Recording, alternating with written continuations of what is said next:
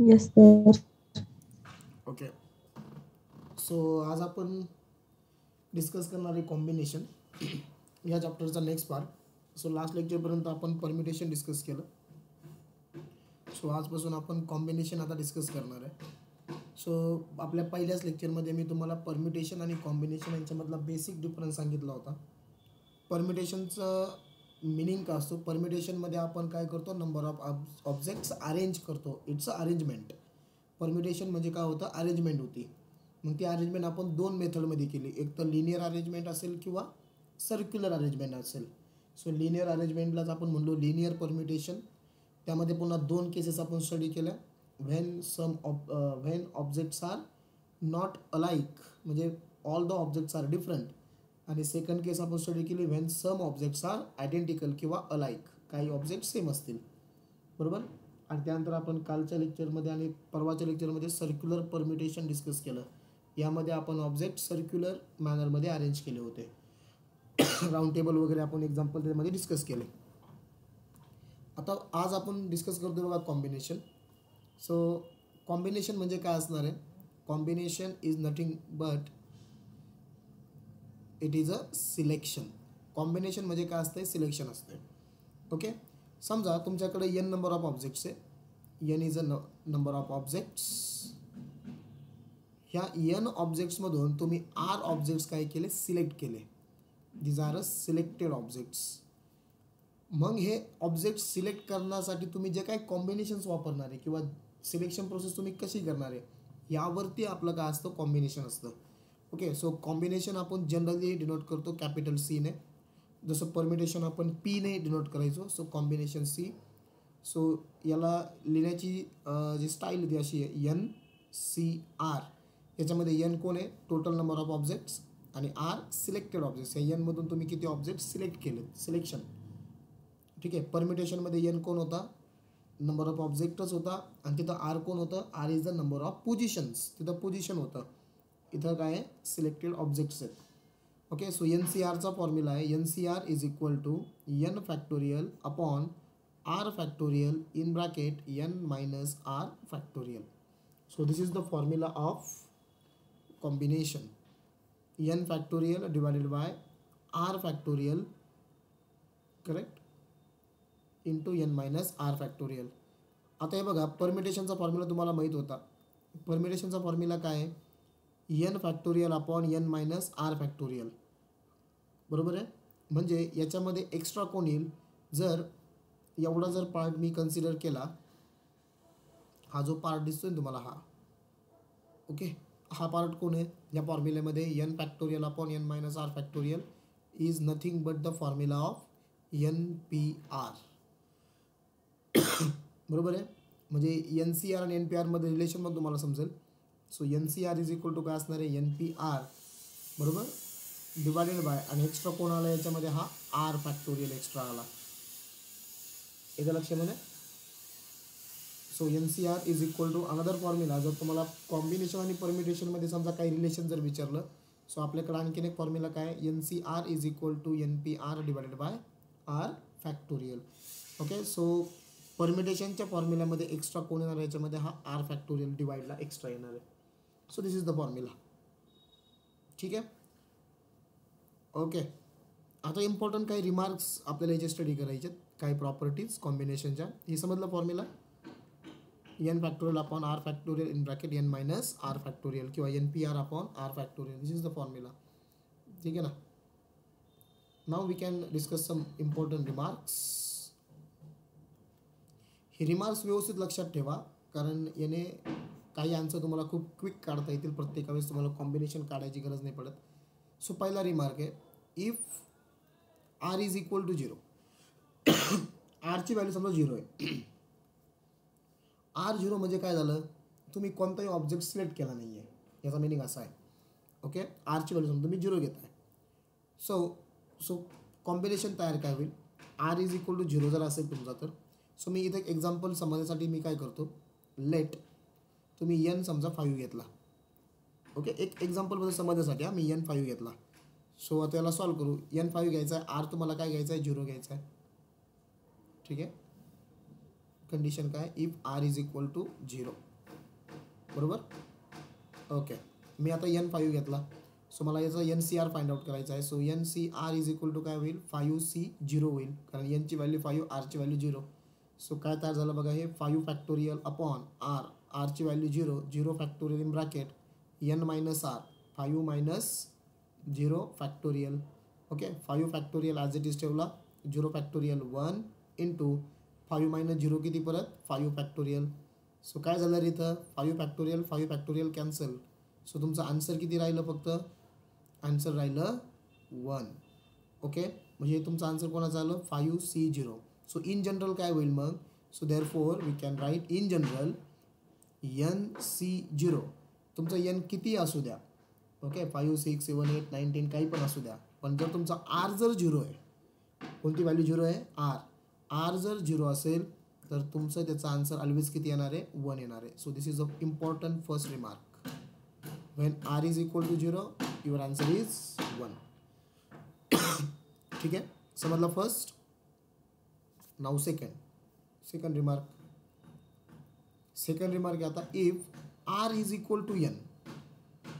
Okay, R is equal to N means now तुमच्या दोन value same आहे. आता R आणि N त्या दोघांची व्हॅल्यू काय सेम आहे.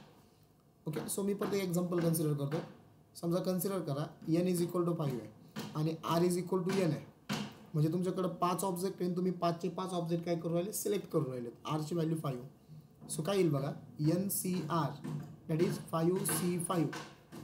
Okay, so N factorial that is 5 factorial upon R factorial that is 5 factorial in bracket 5 minus 5 factorial.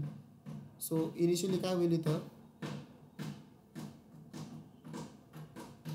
इथलचा 5 factorial काय आला, कॅन्सल झाला. बरोबर, राहिलं कोण, वरती राहिला 1, खाली 5 मायनस 5 0 फॅक्टोरियल. 0 फॅक्टोरियल किती असतो, 1 असतो. म्हणजे तुमचं आन्सर किती आलं, 1. 5C5चा आन्सर तुमचं 1 आलं. म्हणजेच इन जनरल काय येईल, तुमचा N, C आणि Rची व्हॅल्यू परत किती, N. म्हणजे तुमचा N आणि R दोघं जर सारखे असतील तरी पण तुमचा आन्सर किती असणार आहे, 1 असणार आहे. म्हणजे नंबर ऑफ कॉम्बिनेशन एकच, कारण तुम्ही सगळे सिलेक्ट केले. सो एकच कॉम्बिनेशन तुम्ही बनवून राहिले. बरोबर, ही झाली second important property, NCN is equal to 1. समजलं हे. ओके, आता थर्ड प्रॉपर्टी किंवा थर्ड रिमार्क. थर्ड रिमार्क आहे, if R is equal to 1. समजा आता Rची व्हॅल्यू 1 आहे. ओके, सो हे कन्सिडर किंवा हे समजून घेण्यासाठी मी काय करतो, परत Nची व्हॅल्यू 5 घेतो. So let N is equal to 5 आणि R इज इक्वल टू तुम्हाला 1 घ्यायचा आहे. मग NCR इज इक्वल टू काय होईल, 5C1. काय फॉर्म्युला याचा, 5 फॅक्टोरियल अपॉन R फॅक्टोरियल. Rची व्हॅल्यू 1 आहे, 1 factorial in bracket 5 minus 1 factorial, 5 minus 1 factorial. So काय झालं बघा, 5 फॅक्टोरियल अपॉन 1 फॅक्टोरियलची व्हॅल्यू 1 इंटू 5 मायनस 1 किती, 4 फॅक्टोरियल. बरोबर, सो वरचा 5 फॅक्टोरियल तुम्ही कसं लिहू शकता, 5 इंटू 4 फॅक्टोरियल डिवायडेड बाय, इथं खाली 4 फॅक्टोरियल आहे. सो काय होईल, इथलचा 4 फॅक्टोरियल कॅन्सल झाला. म्हणजे तुमचा आन्सर किती आलं रे, आन्सर आलं 5. ओके, आन्सर 5 म्हणजे कोण आला, 5 म्हणजे N आला. कारण तुम्ही Nची व्हॅल्यू किती घेतली बघा, इथं Nची व्हॅल्यू तुम्ही 5 घेतलेली होती. म्हणजे याच्यावरून जनरली काय लक्षात ठेवायचं आहे तुम्हाला, ज्यावेळेस तुमची Rची व्हॅल्यू 1 असेल, R किती असेल, 1. बरोबर, R जर 1 असेल तर तुमचं NCRचं आन्सर काय येणार आहे, NCR म्हणजेच NC1 याचं आन्सर. ज्यावेळेस तुमची Rची व्हॅल्यू 1 असेल, सो इथं जो काही N असेल ना तो आन्सर असेल तुमचं. म्हणजे समजा फॉर एक्झाम्पल 10C1 असेल तर तुमचं आन्सर काय आलं, 10 आलं. कळतंय ना. समजा 15C1 असेल, इथं Nची व्हॅल्यू 15, C आणि 1 आहे, तरी पण तुमचा आन्सर इथं N येणार. N म्हणजे किती, 15 येणार. सो जो N असेल तो तुमचा आन्सर असेल. ओके, प्रॉपर्टीज लक्षात ठेवा, हे प्रॉपर्टीज रिमार्क याने तुमचे बरेचसे कॅल्क्युलेशन वाचणार आहेत. ओके, आता नंबर 4. नंबर 4 आहे, if R is equal to N minus 1. ठीक आहे, आता तुम्ही Rची व्हॅल्यू किती घेताय, N मायनस 1 घेताय. N मायनस 1 म्हणजे काय, सो बघा एक एक्झाम्पल आपण कन्सिडर करू. समजा Nची व्हॅल्यू तुमची 5 आहे, तर Rची व्हॅल्यू किती येईल, N मायनस 1 म्हणजे 5 मायनस 1 किती, 4. कळलं. एनची व्हॅल्यू जर 5 आहे तर आरची व्हॅल्यू मी किती घेतली आता 4 घेतली. आता मला हा फाइंड आउट करायचा आहे. N C R is equal to काय 5C4 काय होईल बघा 5 फॅक्टोरियल अपॉन आरची व्हॅल्यू 4 आहे 4 factorial in bracket 5 minus 4 factorial बरोबर आहे. वरचा 5 factorial as it is divided by हा 4 फॅक्टोरियल आणि 5 मायनस 4 किती 1 फॅक्टोरियल. हे बघा रे ही टर्म इथं तुम्हाला भेटली ती आणि इथं भेटलेली टर्म सारखी बघा 5 फॅक्टोरियल वरती 1 इंटू 4 फॅक्टोरियल इथं सुद्धा 1 इंटू 4 फॅक्टोरियल ओके ना. मग तुमचं याचा आन्सर सुद्धा 5 येणार आहे आता. म्हणजे काय होईल is equal to 5 factorial we can write 5 into 4 factorial हा 4 फॅक्टोरियल आणि 1 फॅक्टोरियल 1. सो इथलचा 4 फॅक्टोरियल काय आला कॅन्सल झाला. सो तुमचा आन्सर काय आलं रे 5. हे आन्सर कोणाचं झालं 5C4चं झालं. मग इन जनरलमध्ये तुमचं काय येईल आन्सर इन जनरल काय येईल बघा एन सी आणि आरची व्हॅल्यू किती घ्यायची तुम्हाला n-1. म्हणजे समजा इथं एनची व्हॅल्यू जर 10 असेल तर आरची व्हॅल्यू किती 9. एनची व्हॅल्यू जर 15 असेल तर आरची व्हॅल्यू किती 14. म्हणजे आरची व्हॅल्यू एनपेक्षा फक्त 1ने कमी आहे. अशी जरी केस असेल तर जो एन असेल तुमचा प्रॉब्लेमचा ते तुमचा आन्सर असणार आहे. सो एन सी n-1चा आन्सर काय आलं एन. समजली 4th प्रॉपर्टी. ठीक आहे पुन्हा मी त्या पहिल्या 4 प्रॉपर्टी तुम्हाला थोड्याशा रिवाईज करतो. काय आहे बघा थोडं आपण त्याला हायलाईट करू. ज्यावेळेस तुमची आरची व्हॅल्यू 0 आहे बरोबर आरची व्हॅल्यू जर 0 आहे कोणत्याही केसमध्ये सो तुमचा कोणताही एनची व्हॅल्यू काही असू द्या तुमचं त्या कॉम्बिनेशनचा आन्सर किती असणार आहे 1 असणार आहे. सेकंड जर आरची व्हॅल्यू एन आहे परत म्हणजे तुमचा एन आणि आर काय झाला सेम झाला या केसमध्ये सुद्धा तुमचं कॉम्बिनेशनचा आन्सर किती असणार आहे 1च असणार आहे.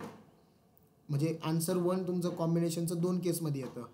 एक तर आरची व्हॅल्यू 0 किंवा आरची व्हॅल्यू डायरेक्ट एन एवढी जेवढे ऑब्जेक्ट्स आहेत तेवढे आर बरोबर. आता ह्या 2 केसमध्ये म्हणजे नंबर 3 आणि नंबर 4मध्ये काय होतं आहे तुमची आरची व्हॅल्यू 1 आहे बरोबर. तर तुमचा आन्सर किती येणार आहे जो तुमचा प्रॉब्लेममधला एन असेल तेवढा. इथं एन किती आहे जो असेल तो मी एक्झाम्पलमध्ये 5 घेतला तर आन्सर 5 आलं ओके. आणि 4th नंबरचं जर तुमची आरची व्हॅल्यू n-1 असेल n-1 म्हणजे जो काही एन आहे ऑब्जेक्ट त्याच्यापेक्षा 1ने कमी तरी पण तुमचा आन्सर किती येणार आहे एन येणार आहे. एन जो एन असेल तो समजा तुमचा एन जर 12 असेल आणि आरची व्हॅल्यू तुमची 11 असेल तर तुमचा आन्सर काय असेल एन असेल.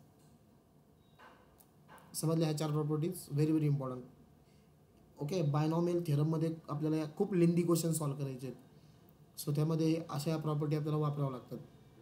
ठीक आहे समजली ही प्रॉपर्टी. आता नंबर 5 बघा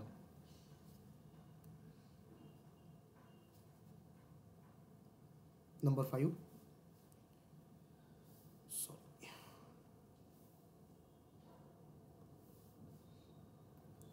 आता नंबर 5 मी एक एक्झाम्पल सांगतो तुम्हाला त्याच्यानुसार तुम्हाला ती प्रॉपर्टी लिहितो. सपोज तुम्हाला एक एक्झाम्पल दिलं आहे 5C3 याला सॉल्व करायचं सपोज आपल्याला ठीक आहे. सो 5C3 तुम्ही कसं सॉल्व करणार 5 फॅक्टोरियल अपॉन आरची व्हॅल्यू 3 आहे 3 factorial in bracket 5 minus 3 factorial बरोबर. 5 factorial as it is divided by हा 3 फॅक्टोरियल आणि 5 मायनस 3 किती 2 factorial. So 5 factorial we can write it as 5 into 4 into 3 factorial divided by हा 3 factorial as it is ठेवला आणि 2 factorialची value किती असते 2. So काय झालं या प्रॉब्लेममध्ये 3 फॅक्टोरियल कॅन्सल आणि 2 2 जा 4 बरोबर. म्हणजे तुमचं 5C3 याचा आन्सर किती आलं 10 आलं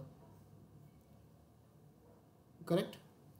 आता मी काय करतो ह्या दोघांचं सबस्ट्रॅक्शन करा आता एन आणि आरचं म्हणजे एनमधून आर मायनस केला किती 5C3 ना हा 5 मायनस 3 किती 2. आता ती मी आरची व्हॅल्यू घेतो म्हणजे समजलं का काय करतोय मी इथं आता आरची व्हॅल्यू मी 2 घेणार आहे. इथं आरची व्हॅल्यू माझी 3 होती. नेक्स्ट मी आरची व्हॅल्यू काय घेतली एन आणि आरच्या म्हणजे जी इथं आरची व्हॅल्यू त्या दोघांच्या डिफरन्स एवढी म्हणजे मी काय केलं थोडक्यात इथं 5C3 होता तर ह्या दोघांचा मी डिफरन्स घेतला. डिफरन्स किती आला 2. एन ॲज इट इज ठेवला 5 आणि आरची व्हॅल्यू मी किती घेतली आता 2 घेतली आहे ओके. आता याला सॉल्व करा याचा आन्सर बघा किती येतं आहे. सो झालं 5 फॅक्टोरियल अपॉन आरची व्हॅल्यू आता 2 आहे आणि इथं 5 मायनस 2 फॅक्टोरियल बरोबर. सो हे 5 फॅक्टोरियल डिवायडेड बाय आरची value as it is 2 factorial आणि 5 मायनस 2 किती 3 फॅक्टोरियल. बघा सारखे सारखे टर्म आले का, वरती 5 फॅक्टोरियल तर 3 तर 2 5 2 3 बरोबर. सो याचा आन्सर पण तुमचं 10 येणार आहे. So 5 factorial we can write 5 into 4 into 3 factorial divided by इथं 2 फॅक्टोरियल 2 आणि 3 फॅक्टोरियल ॲज इट इज ठेवला. सो त्याचा 3 फॅक्टोरियल कॅन्सल आणि 2 2 जा 4.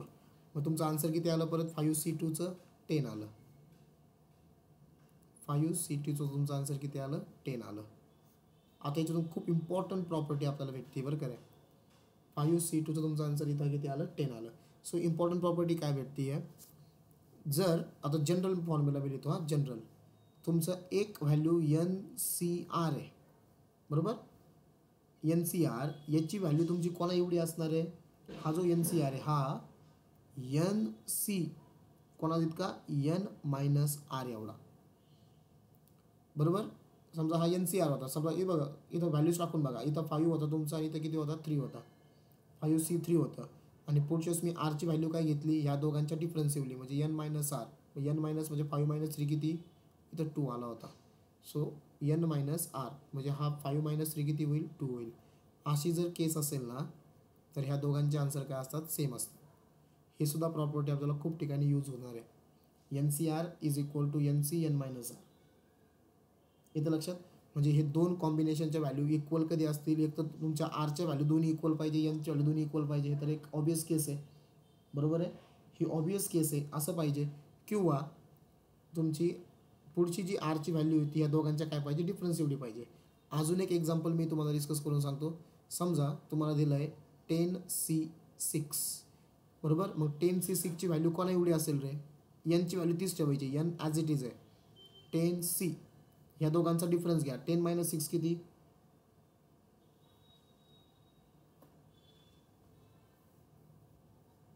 ऐकर लक्ष सगळ्यांचं. 10C6 ही व्हॅल्यू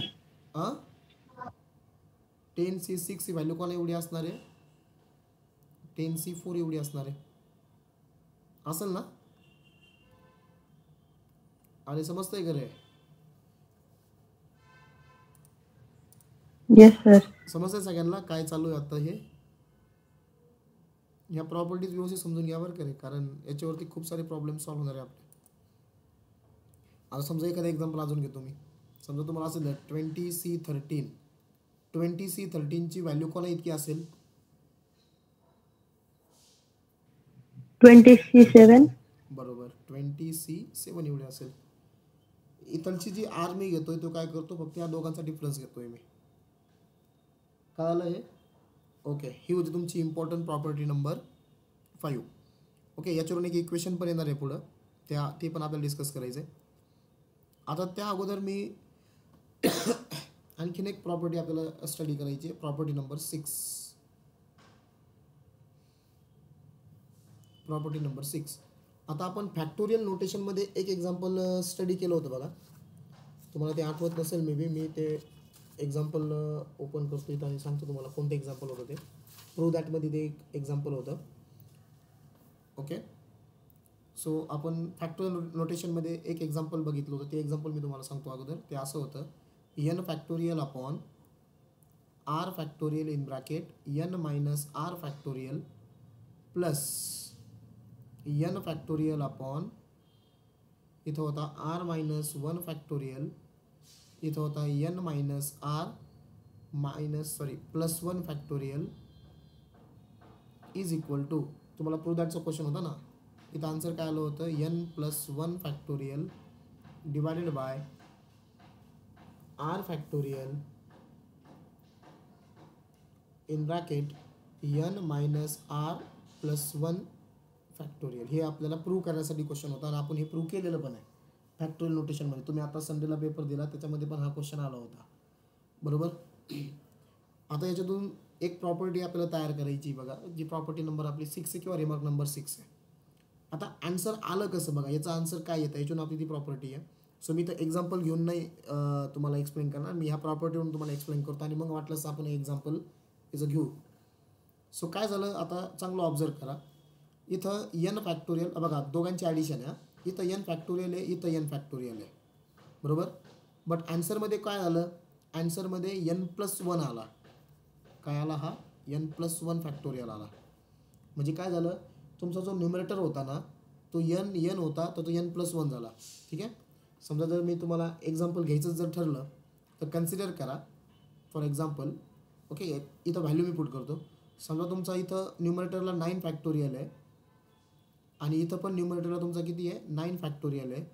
सो याचं जे आन्सर येणार आहे फक्त न्युमरेटर आता सध्या बघा, तर n+1 म्हणजे 9+1 किती आला? तो 10 फॅक्टोरियल आला. ठीक आहे. न्युमरेटर फक्त चेक करा अगोदर, एकदा न्युमरेटर इथं n होता, इथं n होता, तो काय झाला? n+1 झाला. ओके. आता नेक्स्ट, आता डिनॉमिनेटरमध्ये 2 टर्म आहेत, त्या आपल्याला 1 बाय 1 चेक करायच्या. हे बघा, इथं पहिली टर्म आहे तुमची r1 फॅक्टोरियल आणि इथं पहिली टर्म आहे तुमची r1 - 1 फॅक्टोरियल. मी एक सिम्पल क्वेश्चन तुम्हाला विचारतो, r फॅक्टोरियल आणि हा r - 1 फॅक्टोरियल दोघांमध्ये लार्जर टर्म कोणती रे? मोठा नंबर कोणता आहे दोन्हीमध्ये? R factorial. r factorial. So आन्सरमध्ये कोणती टर्म आली तुमची? r फॅक्टोरियल आलेली आहे. r फॅक्टोरियल म्हणजे काय? ह्या दोघांमधली लार्जर टर्म आन्सरमध्ये येते आहे, r फॅक्टोरियल. बरोबर. आता तसंच सिमिलरली काय होणार आहे बघा, इथं दुसरी टर्म आहे तुमची n - r फॅक्टोरियल. दिसते ही n - r फॅक्टोरियल आणि इथं n - r+1 फॅक्टोरियल आहे. सो याच्यामध्ये मोठी टर्म कोणती आहे दोघांमध्ये? परत n - r+1 फॅक्टोरियल ही मोठी टर्म आहे n - r पेक्षा, कारण n - r आणि +1 आहे. मोठी म्हणण्यापेक्षा इथं कॉन्झिक्युटिव्हमध्ये मोठी. बरोबर. n - r+1 तुमचं आन्सरमध्ये आलं. कळलं हे? ओके. म्हणजे आन्सर कसं येतं मी तुम्हाला लॉजिक सांगितलं. इथं n होता, n+1 झाला. r फॅक्टोरियल आणि r - 1 फॅक्टोरियलमध्ये आन्सरमध्ये r आला.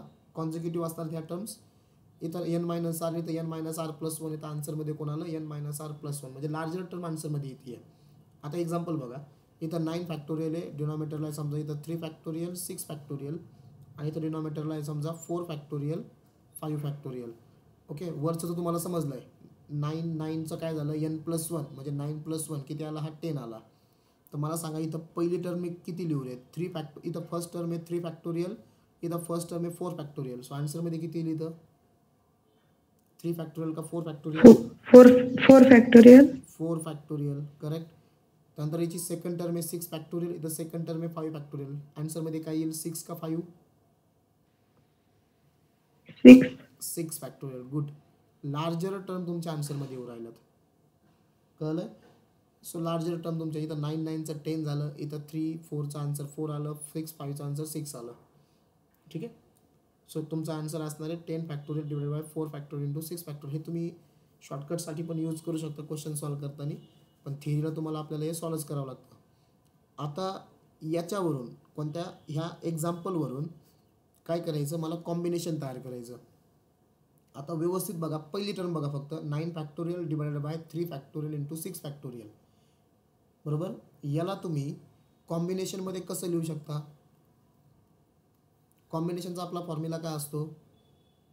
इथं लिहितो मी n factorial divided by r factorial divide in bracket n - r factorial. वरती जी टर्म येते बघा ती कोण असते? n असते. बरोबर. कळते सगळ्यांना? मला काय करायचं आता? हे ह्या फॉर्ममध्ये लिहायचं आहे n factorial upon r factorial in bracket n - r factorial किंवा NCR. हा फॉर्म्युला कोणाचा आहे? NCRचा आहे. सो मला ही जी पहिली टर्म दिसते ना तुम्हाला 9/3 फॅक्टोरियल इंटू 6 फॅक्टोरियल, यामध्ये मला सांगा nची व्हॅल्यू किती आणि rची व्हॅल्यू किती? पहिल्यामध्ये nची व्हॅल्यू किती आणि rची व्हॅल्यू किती सांगा. म्हणजे ते तुम्हाला NCR मध्ये लिहायचं आहे. n किती रे ह्या केसमध्ये? 9. Very good. 9 C. आणि rची व्हॅल्यू किती घेऊ मी? rची व्हॅल्यू किती घेऊ? जर तुम्हाला rची व्हॅल्यू सांगते जर नाही येत म्हणजे तुम्हाला प्रॉपर्टी नंबर 5 कळलीच नाही. ही NCR इज इक्वल टू काय असतो? NCN - R. ओके. बघा, तुम्ही rची व्हॅल्यू 3 पण घेऊ शकता किंवा तुम्ही rची व्हॅल्यू किती घेऊ शकता? 6 पण घेऊ शकता. जर मी इथं 3 घेतली, तुम्हाला माहिती बघा 9C 3 आणि या 9 आणि 3चा डिफरन्स किती येतो? 6 येतो. हे दोघं पण इक्वल आहे. मग जर तुम्ही आरची व्हॅल्यू जर 3 घेतली तर N factorial upon R factorial, R काय झाला 3 फॅक्टोरियल, आणि एन मायनस आर म्हणजे 9 मायनस 3 किती 6 फॅक्टोरियल आला का इथं 6. ओके, जर तुम्ही आर 6 घेतला तरी पण सेम येईल, 9 फॅक्टोरियल अपॉन हा 6 फॅक्टोरियल, आर म्हणजे 6 आहे, आणि दोघांचा डिफरन्स किती येतोय 3 फॅक्टोरियल येतोय. म्हणजे 9 factorial upon 3 factorial into 6 factorial याला तुम्ही एकतर 9C3 लिहू शकता किंवा काय लिहू शकता 9C6 लिहू शकता. ओके, नाव आता मला हा 9 factorial upon 4 factorial into 5 factorial याला मला NCR मध्ये लिहून दाखवा, काय येईल रे. आता तुम्हाला समजलं असेल तर सांगा फास्ट. एन किती आहे 9C 9C4 और 9C5. करेक्ट, 9C4 किंवा 9C5. व्हेरी गुड, बरोबर आहे 9C4 किंवा 9C5. आता राहिली बघा लास्टवाली टर्म तुमची ही कोणती ही, ठीक आहे ना. आता याचं सुद्धा तुम्ही मला काय करा एन आणि आरच्या फॉर्ममध्ये लिहून दाखवा हे काय येईल. याला वाटलंच मी ब्लॅक पेन वापरतो. इथं एन किती आलेला आहे 10 आहे बरोबर. सो हा एक तर तुमचा 10C4 असेल किंवा काय असेल रे 10C6 असेल बरोबर का. 10C4 किंवा 10C6.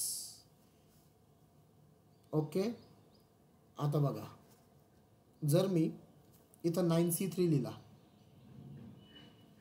ओके, मध्ये प्लस होतं हे बघा इथं प्लस आहे मध्ये, आणि इथं पुढे मी 9C4 लिहिला,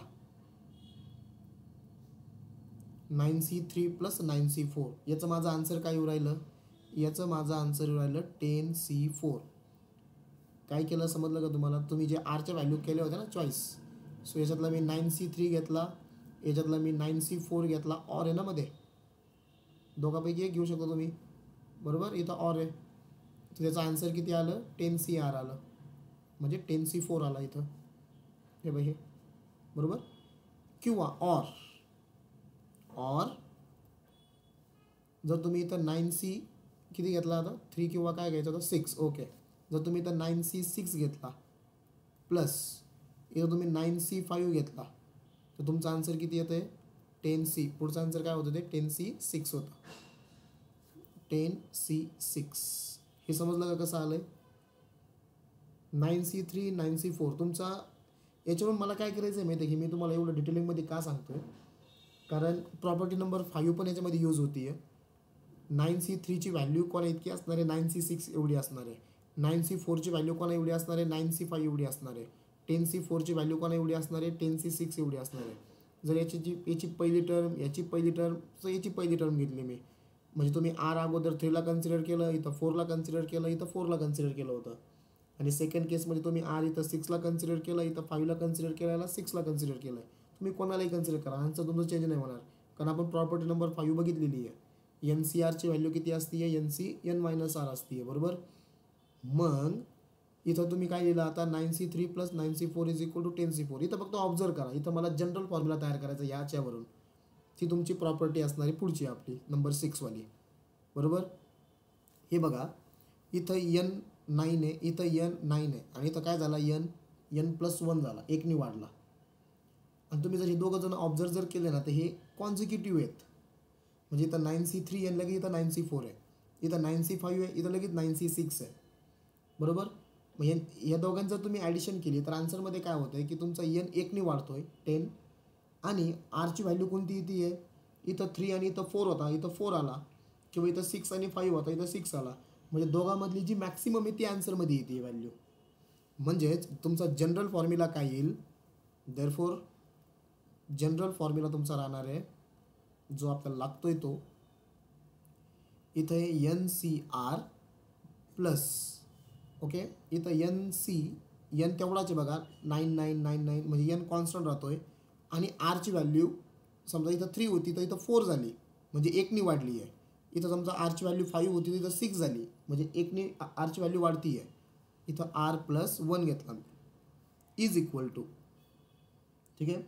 जर तुम्ही NCR प्लस NCR+1 जर केलं त्याचं आन्सर काय येतं आहे तुमची Nची व्हॅल्यू एकनी वाढती आहे, म्हणजे N+1 सी आणि आरची व्हॅल्यू कोणती येते इथं खाली दोघांमधली लार्जर. इथं 5 होता, इथं 6 आहे. 5 आणि 6मध्ये लार्जर 6 आहे, तर आन्सरमध्ये 6 आला. इथं 3 आहे, इथं 4 आहे. 3 आणि 4मध्ये 4 लार्जर आहे, सो आन्सरमध्ये 4 आला. सिमिलरली इथं आर आहे, इथं R+1 आहे. आर आणि R+1मध्ये लार्जर कोण आहे? R+1, सो आन्सरमध्ये कोण येईल? R+1. So this is the important property number 6. NCR plus NCR+1 याची व्हॅल्यू किती असणार आहे? N+1 CR+1 एवढी. Okay, so this is the property number 6. समजलंय? सो ह्या 6 इम्पॉर्टंट प्रॉपर्टीज आहेत. याचा यूज आपण बऱ्याच ठिकाणी करणार आहे. ओके, तुम्हाला प्रॉब्लेम सॉल्व्ह करताना येईल बघा लक्षामध्ये. आणि कॉम्बिनेशनचं जे अजून एक चॅप्टर आहे पुढं बायनॉमियल थेरम, यामध्ये पण आपण त्याला वापरणार आहे. ठीक आहे, सो ह्या झाल्या काही इम्पॉर्टंट प्रॉपर्टीज. सो मी काही प्रॉब्लेम आपण इथं सॉल्व्ह करू बघा, कॉम्बिनेशनचे basic problem depending on this properties or some basic फॉर्म्युले. सो तुम्हाला मी डायरेक्टली आणतो आता एक्झरसाइजवरती. ही समजली की नाही प्रॉपर्टी? ओके, प्रोसेस करा थोडंसं व्यवस्थित. एक्झरसाइज आहे आपली लास्टवाली आता 3.6 या चॅप्टरची. ओके, सो तुम्हाला पहिलं विचारलं आहे 15C4 याची व्हॅल्यू काढायची आहे. सो स्ट्रेट फॉरवर्ड आहे, n factorial upon r factorial in bracket n minus r factorial. हा झाला 15 फॅक्टोरियल डिवायडेड बाय 4 फॅक्टोरियल, बरोबर. 15 मायनस 4 किती? 11 फॅक्टोरियल. म्हणजे तुम्ही याला कसं लिहू शकता? 15 into 14 into 13 into 12 into 11 factorial divided bye 4 factorial. 4 into 3 into 2 into 1 लिहितो मी याला, आणि 11 factorial as it is. So काय होईल? 11 फॅक्टोरियल कॅन्सल. आता हे बघा रे, दिस इज 4 इंटू 3. 4 इंटू 3 किती? 12, आणि त्याचा 12 कॅन्सल, बरोबर. इथं 2 आहे परत, 2 7 जा 14. म्हणजे तुमच्याकडे नंबर्स काय राहिले? तुमच्याकडे नंबर्स राहिले वरती 15, त्यानंतर 7 आणि 13 फक्त. बाकी सगळं कॅन्सल झालं आहे. करा मल्टिप्लिकेशन, सांगा मला आन्सर किती येतं. 15 गुणिले 7 गुणिले 13.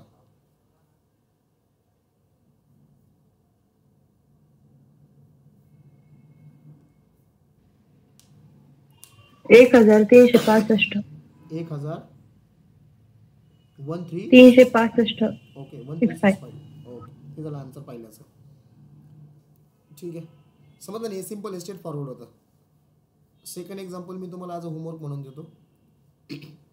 सेकंड एक्झाम्पल आहे ATC2. ओके, याला तुम्ही सॉल्व करा होमवर्क म्हणून. आता तिसरा क्वेश्चन आहे बघा, 15C4 प्लस 15C5 याचा आन्सर मला काढायचं आहे. 15C4 plus 15C5. Property number 6 बघा.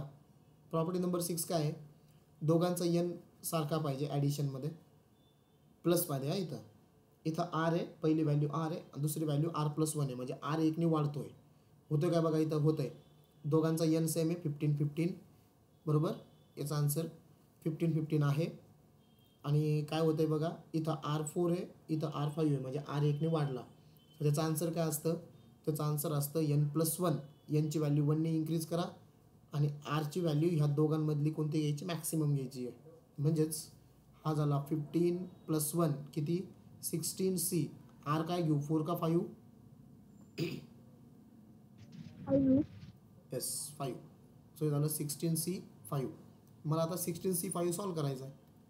सो का सॉल्व करणार तुम्ही? 16 factorial upon R 5 factorial into 16 minus 5 factorial. So 16 factorial upon 5 factorial. 16 minus 5 किती? 11 factorial. Okay, so is equal to 16 into 15 into 14 into 13 into 12 into 11 factorial divided by 5 factorial. Can write 5 into 3 into 5 into 4 into 3 into 2 into 1 into 11 factorial. काय होईल बघा, 11 factorial 11 factorial cancel. Okay, हा 5 3 जा 15, इथलचा 3 इथलचा 3 cancel. Okay, next इथं 4 3 जा 12, कोण राहिलं 2 राहिला, 2 इंटू 1 2, 2 7 जा 14. सो आपल्याकडं नंबर्स काय राहिले, वरती राहिला 16, इथं 3 कॅन्सल झाला, इथं राहिला 7. ओके, इथं 13 आणि इथं राहिला 3. डिनॉमिनेटरला कोणीच नाही आहे. सांगा हे मल्टिप्लिकेशन किती येईल, ते आपला आन्सर आहे. 4 3 6 8. किती, 4 3 6 4 8. 3 6 8. काय येते, 4 3 6 8. 6 8. ओके, 4 3 6 8 हे झाला आन्सर. नेक्स्ट नंबर 4 काय दिला बघा आता.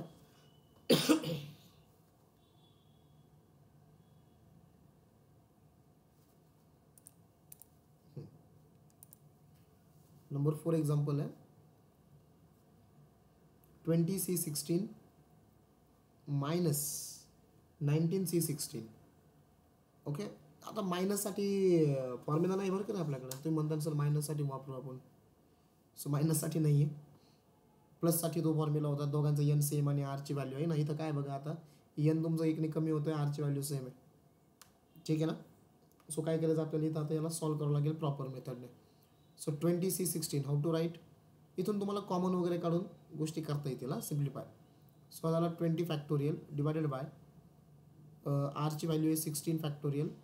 सो 20 मायनस 16 फॅक्टोरियल मायनस इथं काय होईल 19 फॅक्टोरियल डिवायडेड बाय आरची व्हॅल्यू आहे 16 factorial, N minus R that is 19 minus 16 factorial. So is equal to,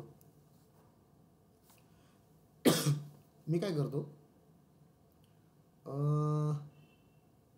न्युमरेटरमधून एक व्हॅल्यू कॉमन काढतो, डिनॉमिनेटरमधून व्हॅल्यूज कॉमन काढतो. ठीक आहे, ह्या टेक्निकनी जायचं ट्राय करतो मी. चालेल ना.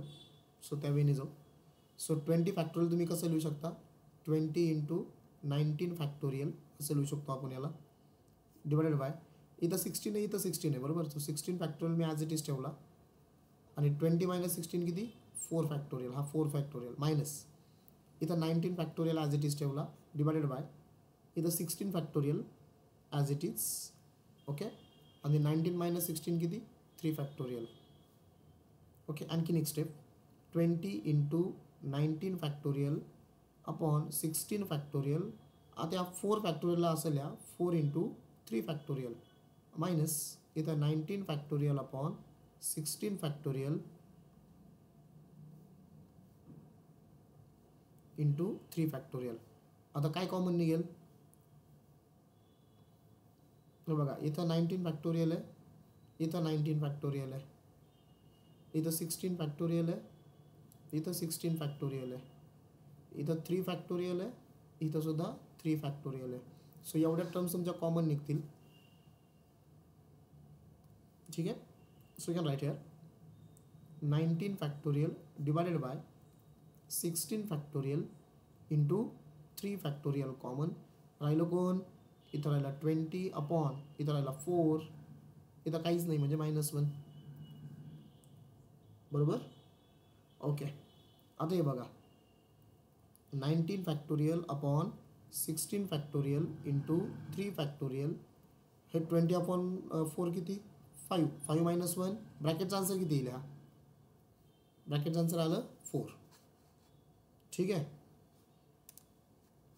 ओके, आता मी काय करतो, आता 19 फॅक्टोरियल इथं इथं वरती 4 आला, मला समजा वरचा नंबर काढून टाकायचा. त्यासाठी मी एक जो 16 फॅक्टोरियल आहे ना त्याला मी असं लिहितो, समजा 16 इंटू 15 फॅक्टोरियल. त्यानंतर हा 3 factorial as it is into 4. So याच्यामुळं काय होईल, दिस इज 4 4 जा 16 करेक्ट. सो वरती आला 19 फॅक्टोरियल डिवायडेड बाय हा 15 फॅक्टोरियल आणि इथं 4 इंटू 3 फॅक्टोरियल. सो आठवा फॅक्टोरियल नोटेशनची प्रॉपर्टी इथं 4 आहे आणि इथं 3 फॅक्टोरियल आहे. 2 नंबर आहे बघा कॉन्झिक्युटिव्ह आणि हायर नंबर तुमचा 4 आहे म्हणजे लगेच पुढचा कॉन्झिक्युटिव्ह. सो फॅक्टोरियल कोणाला शिफ्ट होत असतं रे? हायर नंबरला. हायर नंबरला. सो इथं काय होईल मग 19 फॅक्टोरियल अपॉन 15 फॅक्टोरियल इंटू किती आला हा 4 फॅक्टोरियल आला. आता मी जर तुम्हाला विचारलं की आता हे मला याचा आन्सर काढायचा आहे अजून नाही का, हे मी फक्त सिम्प्लिफाय करून दाखवलं तुम्हाला. कारण एकदा मला असं वाटतं कोणतरी एका पेपरला आहे ना 3 क्वेश्चनला हा क्वेश्चन जो पडला होता ना त्या क्वेश्चनला त्यांनी असं दिलं होतं 20C16 मायनस 19C16 आणि तुम्हाला प्रूव्ह करायचं होतं ते असंच कॉम्बिनेशनमध्ये, आन्सर नव्हतं काढायचं.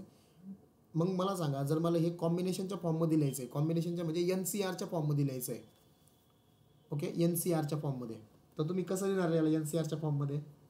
एनची व्हॅल्यू किती सांगा इथं? 19. Very good. सी आरची व्हॅल्यू काय घेऊ? तुम्ही आरची व्हॅल्यू 15 पण घेऊ शकता आणि काय घेऊ शकता 4 पण घेऊ शकता, बरोबर ना? जर 15 घेतली तर हे काय झालं 19C15 झालं, बरोबर. आणि is equal to 19C property number 5 बघितली ना आपण, ह्या दोघांचा डिफरन्स किती आला? 19 मायनस 15 4. तुम्ही 19C15 लिहू शकता किंवा यालाच कसं लिहू शकता 19C4 लिहू शकता.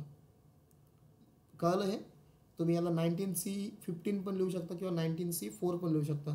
सो तो क्वेश्चन असा होता, हे तुम्हाला दिलं होतं असं 20C16 minus 19C16 is equal to तुम्हाला प्रूव्ह करायचं होतं 19C4, हे आन्सर आणायचं होतं. सो म्हणून मी या मेथडने आलो, कॉमन वगैरे काढले आणि याला मी 19C4 प्रूव्ह केलं. ठीक आहे. आता तुमचं काम आहे, तुम्हाला काय करायचं याचा आन्सर फायनली फाइंड आउट करा. सो 19 फॅक्टोरियल तुम्ही लिहू शकता 19 into 18 into 17 into 16 into 15 factorial divided by हा 15 फॅक्टोरियल ॲज इट इज आणि 4 factorial we can write 4 into 3 into 2 into 1. So काय होईल 15 फॅक्टोरियल कॅन्सल, इथं 4 4 जा 16, बरोबर. हे बघा इथं 3 2 जा 6 हा 3 इंटू 2 6 आणि 6 3 जा 18, ओके ना. हे की मी कट केलं म्हणजे आपल्याकडे नंबर्स कोणकोणते राहिले? इथं राहिला 19, इथं राहिला 3, इथं आहे 17 आणि इथं 4 आहे. करा मल्टिप्लिकेशन, सांगा बरं आन्सर काय येतं? 19 इंटू 3 इंटू 17 इंटू 4, हे तुमचं फायनल आन्सर.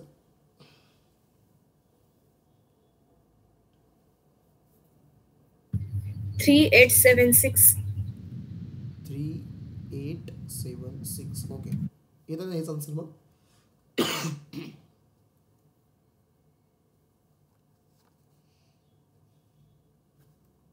कोणाचा काही वेगळा असेल तर सांगा मला.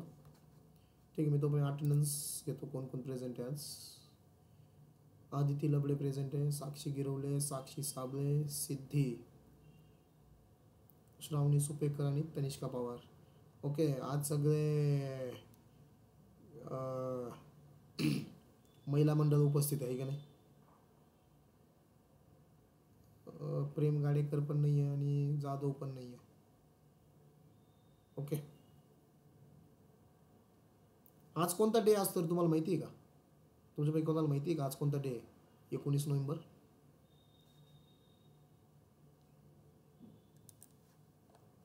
सर्च करून नका सांगू, जर माहीत असेल तर सांगा लगेच.